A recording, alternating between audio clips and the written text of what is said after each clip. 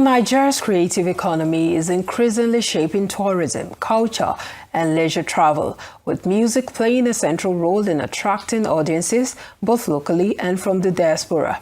From festival circuits to city nightlife and even international collaborations, artists are now key drivers of cultural tourism and economic activity.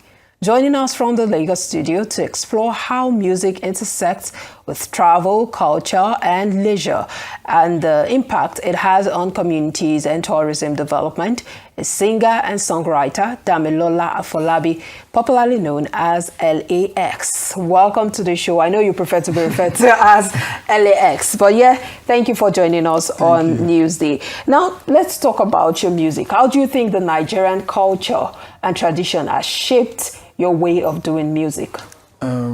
Good afternoon first. I would say my music, when I started music, I drew influences from, I'll say, my grandma, because she was always playing Akpala music, Fuji music. And in my music, if you listen to it, I have so many influence of that in my music mixed with pop. So Nigeria has always been, a driving force and an influence on my music. All right, LAX, let's talk about the place of music when we talk about culture, especially in the segment of Nigeria's tourism sector, as it were.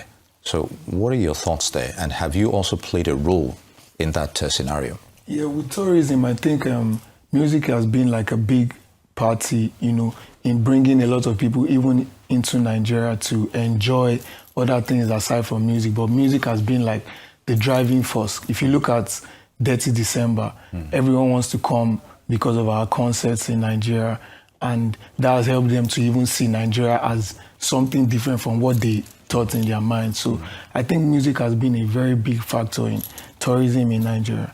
And how do you think that has helped in promoting Nigeria's image globally, especially when you look at the fact that a lot of people now recognize or identify with Nigerian music as against the way it was, some time back?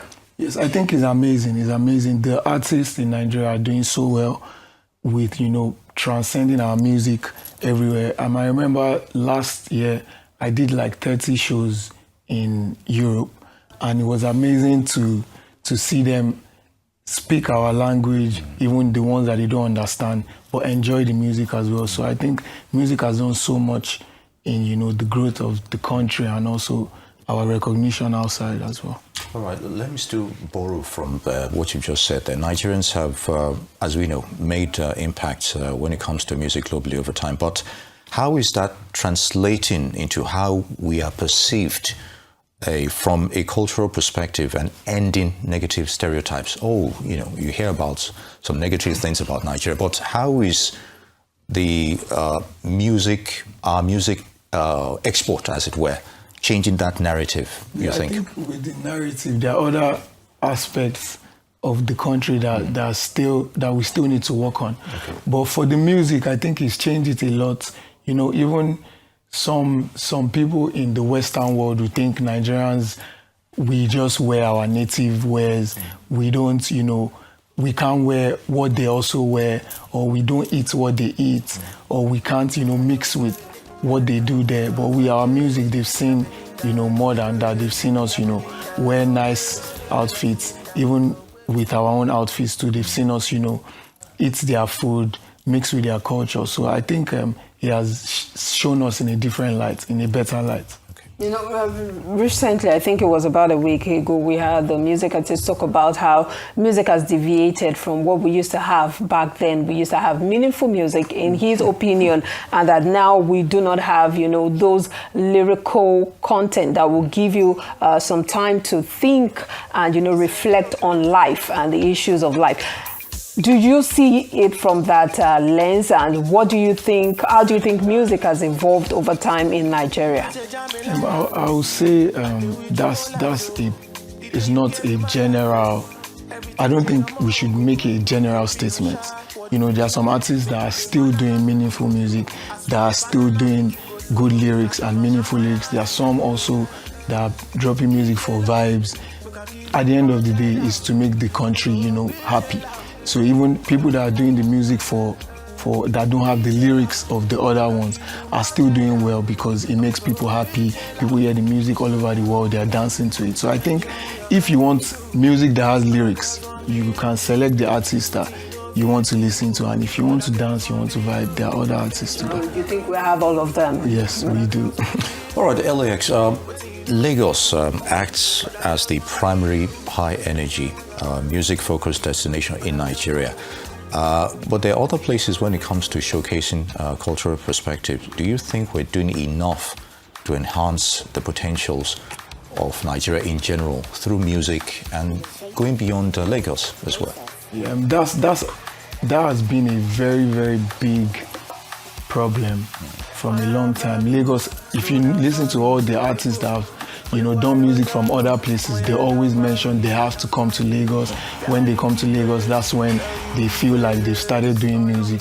So I think we need to do more things in other states, like shows, concerts, and also, talent hunts that will also help, the lights to be shined on other states. I also feel like it's important to actually, make other states important but I feel the reason why we might have issues might be security issues. Some artists don't want to travel to other states because of, bad roads and every other, reason. But for me, I think we need to shine light on shows beyond Lagos. Yes. Yeah. But I'll say a long time ago, I used to, like to travel around and do shows in Nigeria, but now it's not as safe as before. So security is an aspect that has to be. Yes. Well, we see, some bit of your song, the one you did in collaboration with Olamide Bado. What do you think about collaborations in music in Nigeria? And also, where do you see that intersection between music and tourism in the next 5 years? Yeah, I think now people are open to collaborating because two heads are better than one is the normal statement. And I think we collaborating, even me collaborating with Olamide is important for the industry because it's like he has his own fan base. I also have my fan base, and collaborating helps more people listen.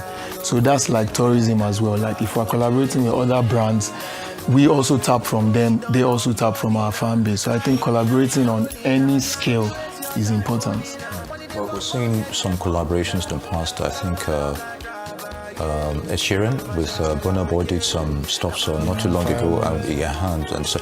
But when we look at scenarios like that, is it also telling a story about how we can all work together, in projecting our music, as it were, with the Western. For me, I think collaborating is important because imagine a Wizkid and Davido's tour, a collaboration. It will be amazing. Like these are things that happen in America. You see two big names come together, do songs, and also do 50 states touring.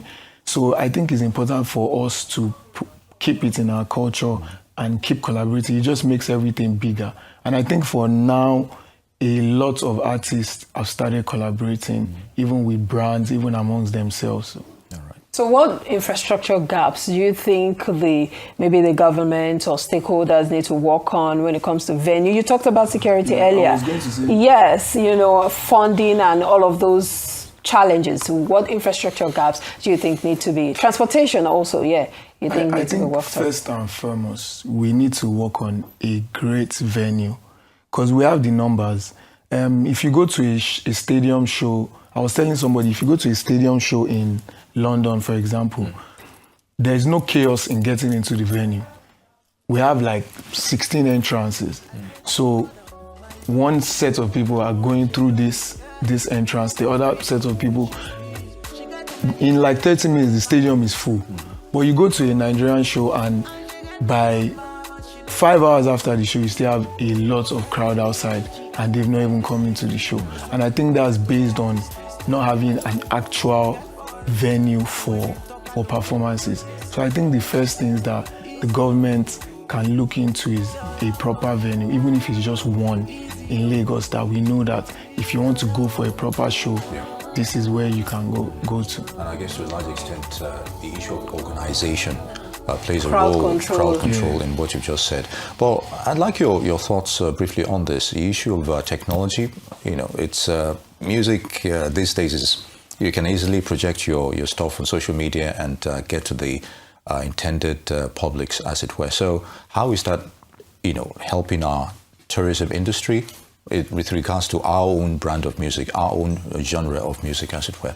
Yeah, for tourism and music, I think technology is important, because once you post on social media, normally, I remember when my first ever show in UK, we had to go to different houses, house by house. Please, LX is performing next week, is performing in 2 months, share flyers. But now, once you post that flyer online, the amount of people you want to see it, have seen it, they can share it. So I feel tourism and technology is working hand in hand. And I told someone, I think last week, that if we didn't have social media, there would be a lot of narratives that would not even be able to be sold. Because it's like, now you see people traveling to Kenya, Zimbabwe, different African countries that even me, back then, I'd be like, man, I'm not going to Kenya. But you see the glitz and glamour of those places, and you're like, oh, this place have this. It's like when I went to Tanzania, I never knew that I'll go somewhere in Africa and we have blue, clean water. But if you go to Tanzania in Zanzibar, it's amazing. Everything looks like you're in one other Western country. So I think social media technology has helped. All right. We'd like to wish you all the best in your music career. LAX, singer, songwriter, thank you for your time.